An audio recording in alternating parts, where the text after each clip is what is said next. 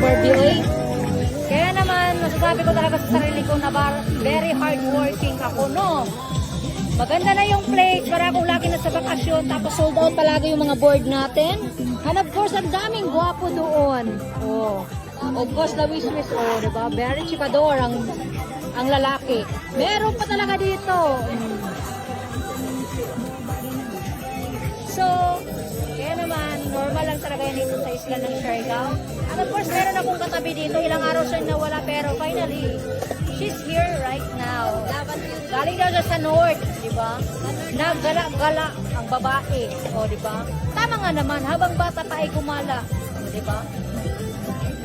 Totoo yan, gumala ka hanggang gusto mo.